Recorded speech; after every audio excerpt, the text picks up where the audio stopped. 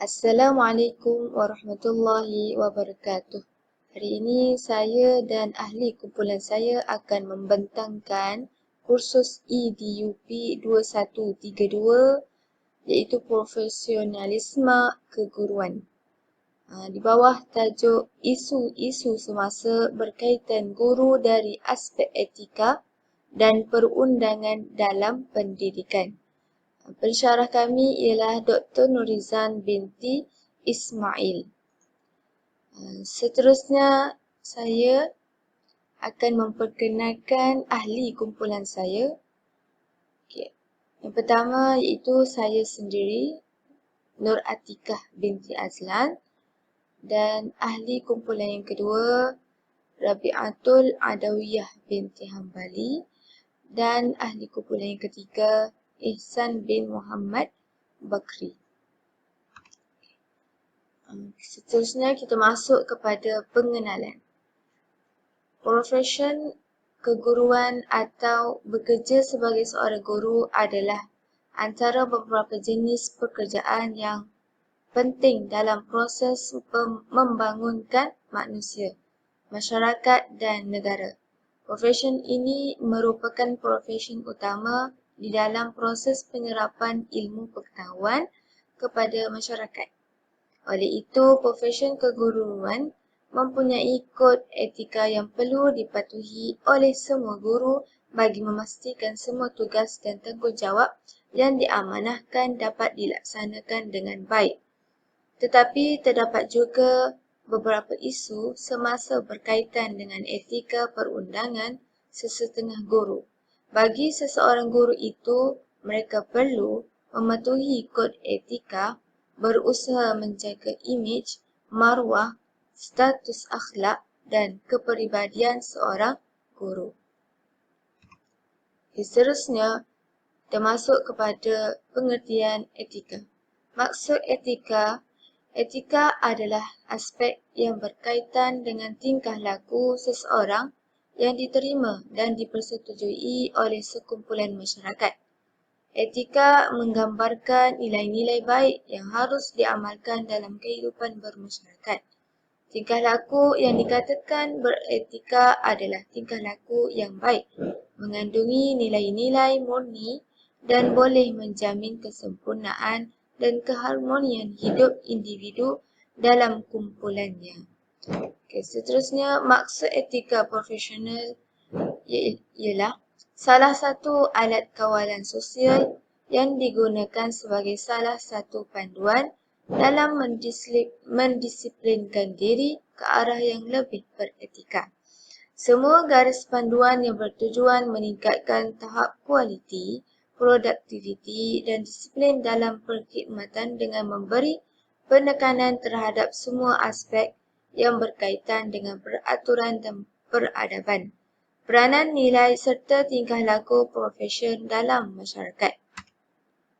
Seterusnya, maksud undang-undang pula ialah undang-undang adalah satu peraturan yang ditentukan oleh sesebuah organisasi kaki tangan yang melanggar undang-undang akan dikenakan denda yang setimpal. Manakala etika merupakan tindakan yang lahir dari hati nurani seseorang tersebut dan perbuatan melanggar etika akan menimbulkan rasa bersalah.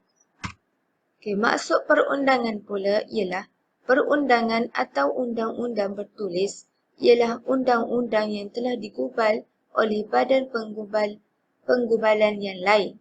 Antara dokumen pendidikan undang-undang di Malaysia ialah Perlembagaan Persekutuan, Surat Perkeliling Ikhtisas yang berkaitan dengan SPI, Ordinan Pelajaran, Akta Pendidikan 1969 dan sebagainya. Seterusnya kita masuk kepada maksud tata tertib. Tata tertib adalah satu bentuk kawalan atau peraturan kelakuan ke atas semua penjawat awam untuk menjamin keberkesanan sesuatu organisasi. Assalamualaikum warahmatullahi wabarakatuh. Terima kasih kepada sahabat saya, Nur Atikah. Baiklah, saya akan teruskan dengan isu yang pertama, iaitu guru tidak kompeten.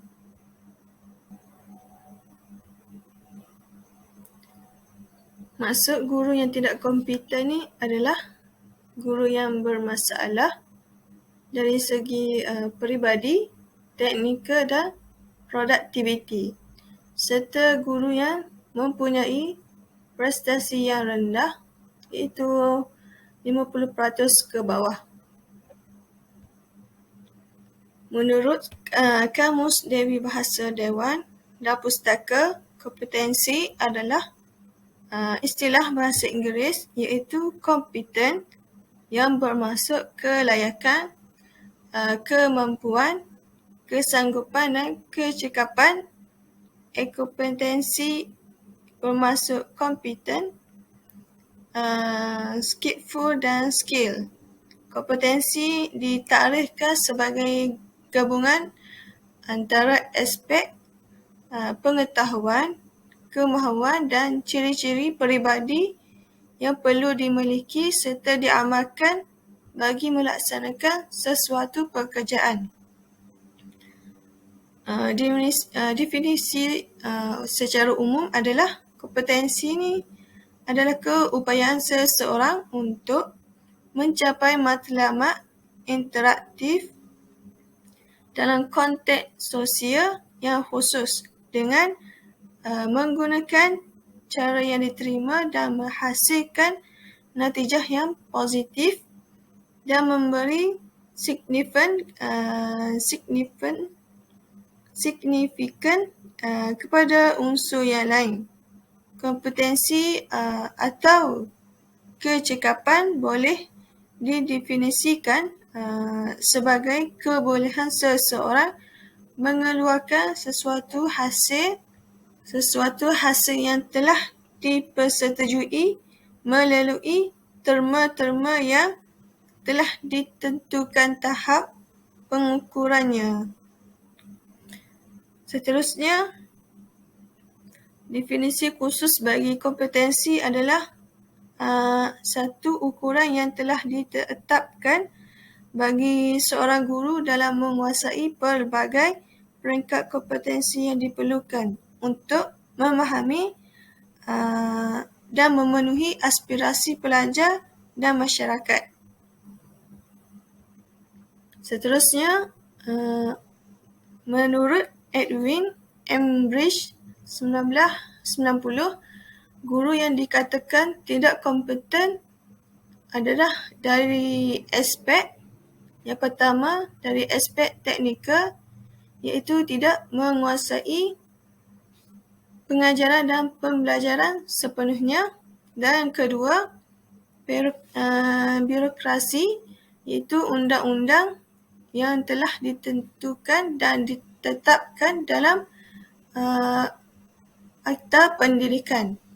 Dan yang ketiga, etika, iaitu perwatakan ataupun tugas yang telah diamanahkan kepada seorang guru.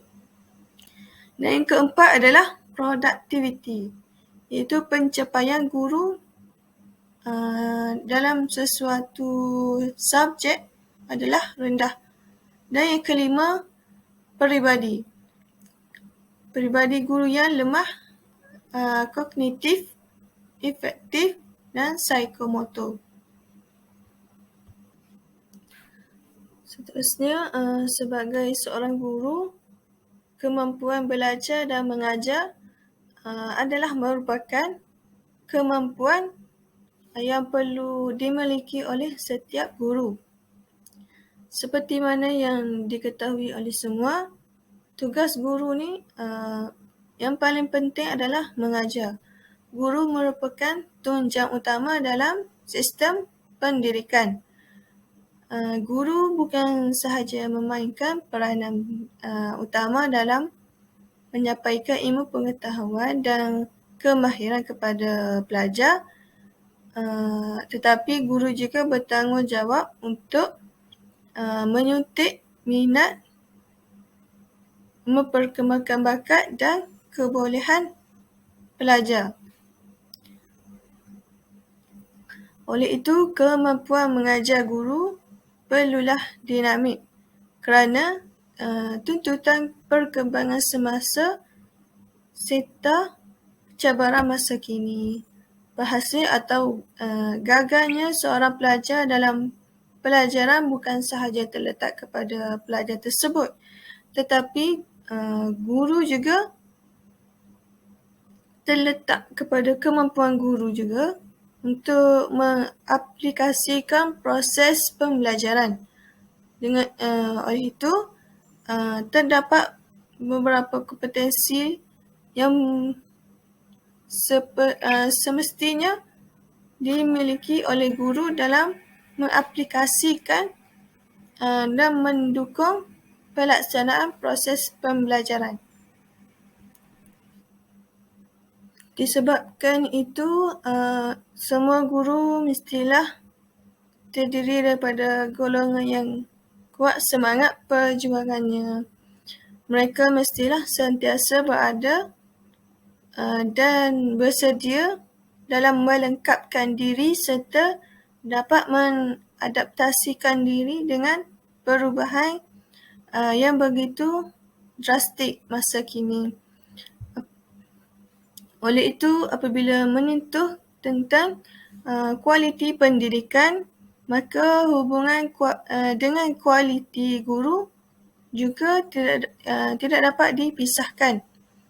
Sebagai warga pendidik pada abad ke-21, bukan sahaja memerlukan kita melahirkan insan yang berpengetahuan dan berkemahiran tinggi dalam bidang industri dan teknologi, pengurusan dan perdagangan, tetapi ia juga dapat melahirkan serta menghasilkan insan yang mempunyai sistem nilai dan etika serta akhlak yang baik, berperibadi mulia, bertanggungjawab, patuh kepada Tuhan serta berkemampuan untuk membangunkan masyarakat dan negara.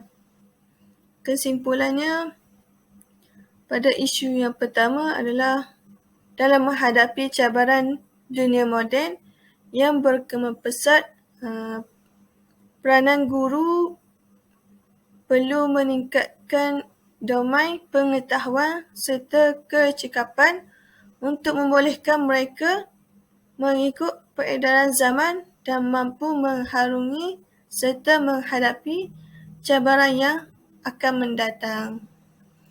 Itu sahaja daripada saya. Seterusnya saya serahkan kepada sahabat saya untuk membentangkan isu yang seterusnya. Assalamualaikum warahmatullahi wabarakatuh. Terima kasih diucapkan kepada sahabat saya sebentar tadi, Rabi'at Adawiyah binti Hambali, di atas perbentangan beliau sebentar tadi. Seterusnya, saya Ehsan bin Mahwakri akan menyambung perbentangan saya. Bismillahirrahmanirrahim. Seterusnya saya akan masuk kepada isu yang kedua, iaitu penindasan guru senior. Penindasan guru senior di sini dimasukkan penindasan guru senior kepada guru-guru muda ataupun guru-guru baru. Guru muda seharusnya hanya membantu dalam penyediaan bahan mengajar dalam talian bagi program pengajaran dan pembelajaran di rumah (PDPR) mengikut etika kerja yang betul. Ini tidak bermaksud mereka, iaitu guru muda, disuruh menyiapkan tugasan sepenuhnya, tetapi mengajar kemahiran asas untuk memudahkan proses menyediakan kandungan pembelajaran dalam talian. Kesemua guru mempunyai peringkat dan tahapan masing-masing mengikut deskripsi tugas mereka sendiri. Guru yang senior wajib mempelajari maklumat yang diperlukan, bukannya memberikan tugasan mereka kepada guru lain, terutamanya guru muda ataupun guru yang baru. Berkenaan dengan isu ini, biasanya ianya boleh dilihat dalam hampir semua sekolah. Mengikut kajian, hampir semua sekolah ada masalah ni. iaitu masalah di mana guru-guru senior ini tidak memahami deskripsi tugas mereka ataupun job description mereka itu. Seperti contohnya guru muda ataupun guru novice ni, deskripsi tugas mereka, iaitu tugas mereka yang keseluruhannya tidak meluas dan tidak mencakupi. Mereka tidak perlu contohnya seperti memimpin para pelajar di dalam aktiviti camp atau program-program besar dan melakukan tugas-tugas ICT yang tinggi seperti mengedit, menilai, menyemak peperiksaan kertas-kertas pelajar. Kesemua tugas-tugas yang berat ni, ataupun seperti menjadi pengerusi bagi program ataupun bagi persatuan kelab seperti perpustakaan, pusat sumber dan sebagainya.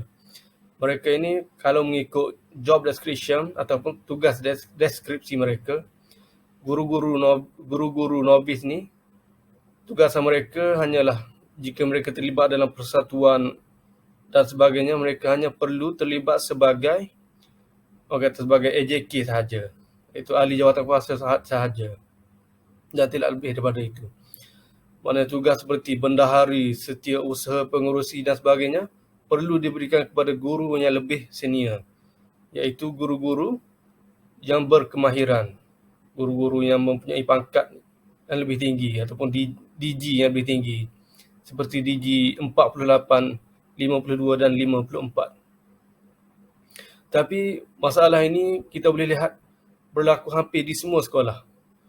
Dan mereka ni pula, guru-guru senior ni pula, macam bersikap endah tidak endah. Mereka ini menindas ataupun bahasa yang lebih kasar lagi, mereka membuli guru-guru yang baru. Kesemua tugas-tugas berat seperti ICT yang saya sebut sebentar tadi diberikan kepada guru-guru muda. Sedangkan mereka masih lagi dalam proses belajar. Mereka masih lagi tidak selesa, sesuai dan serasi. Mereka masih lagi mencari keserasian untuk belajar. Tapi tugasan-tugasan berat ini diberikan kepada mereka. Jadi benda ini tidak selarilah dengan deskripsi tugas mereka. Seterusnya, slide yang seterusnya. Slide seterusnya saya akan menjelaskan berkenaan dengan tahap guru. Tahap guru ni terbahagi kepada 5. Iaitu novice lanjutan, guru cekap, guru mahir dan juga guru pakar. Guru senior ni terletak di antara guru cekap, guru mahir dan guru pakar. Dan guru baru adalah guru yang berpangkat novice dan novice lanjutan. Tahun pengajaran bagi guru novice adalah 1 tahun, bagi guru novice lanjutan 3 tahun, guru cekap 5 tahun, guru mahir 10 tahun dan guru pakar 15 tahun. Kesemua mereka mempunyai deskripsi tugas mereka yang masing-masing. Jadi benda ni sepatutnya dibanteraslah. Maknanya benda ni adalah suatu amalan yang salah dan tidak sepatutnya dipraktikkan di mana-mana sekolah. Okey, seterusnya saya masuk pula kepada ini adalah contoh kajian kes yang kami jalankan, di mana guru muda hanyalah perlu membantu, bukan mengambil tugasan PDPR guru senior. Sebenarnya saya masuk pula kepada isu yang ketiga, iaitu isu guru tidak menjalankan tugas mengajar. Isu guru tidak menjalankan tugas mengajar ni kebiasaannya berlaku atas beberapa faktor. Faktornya saya senaraikan dalam slide sebenarnya, iaitu punca guru tidak menjalankan tugas mengajar adalah contohnya seperti yang pertama adalah disebabkan faktor pencen. Iaitu contohnya seperti guru yang sudah berada pada tahap guru mahir atau guru pakar dan mereka ni berada pada DG 54 kebiasaannya. Bagi mereka, kebiasaannya mereka ni memberikan alasan letih dan sebagainya. Alasan sudah hampir pencen, mereka tidak perlu bersibuk lagi. Sedangkan mengikut deskripsi tugas seperti yang saya jelaskan tadi, ini adalah salah. Dan yang kedua, sibuk dengan kerja luar. Dan ni sibuk dengan kerja luar ni contohnya seperti guru bertugas sebagai ejen jualan dan sebagainya. Sepatutnya kerajaan memperkasakan lagi undang-undang agar guru perlulah tidak menyibukkan diri mereka dengan kerja-kerja yang luar. Dan yang ketiga, tidak menguasai bidang. Tidak menguasai bidang kebiasaannya kita boleh lihat berlaku pada guru novis atau novis lanjutan. Dan adalah menjadi tanggungjawab mereka lah. Menjadi tanggungjawab mereka untuk belajar. Tapi kita boleh lihat ada di antara guru ni bersikap lepas tangan. Tidak mengambil peduli dan tidak ada usaha untuk menguasai bidang tu. Sehingga maklumat yang diberikan kepada pelajar tu berkenaan dengan subjek yang diajar kebiasaannya salah dan sebagainya. Dan yang keempat, tidak kreatif. Punca guru tidak menjalankan tugas mengajar ni, tidak kreatif juga boleh menjadi punca jugalah. Dan ianya boleh juga mempunyai kaitan dengan poin yang kelima, iaitu tidak pandai menggunakan intonasi dan gaya. Guru yang tidak pandai, tidak kreatif, yang mana tidak pandai menggunakan intonasi dan gaya ni, kebiasaannya mereka ini akan menghadapi masalah dalam mengajar kepada pelajar. Para pelajar tidak akan bersemangat dan mereka ni kebiasaannya mungkin tidur, berbual, bermain dan sebagainya di belakang. Jadi ianya sedikit banyak bukan saja mempengaruhi guru, bahkan bukan saja mempengaruhi pelajar, bahkan guru sendiri. Sehingga menyebabkan guru tu tidak bersemangat. Dengan alasan pelajar bermain dan sebagainya. Sedangkan mereka sendiri tidak berusaha untuk mencari jalan, tidak kreatif untuk mengawal pelajar.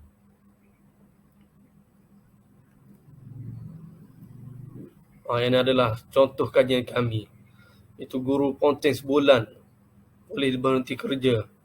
Yang ni terdapat laporan daripada pentadbir sekolah, guru dan juga pelajar berkenaan guru tidak menjalankan tugas mengajar sehingga Kementerian Pelajaran mengeluarkan notis untuk diberhentikan kerja kepada guru-guru yang terlibat.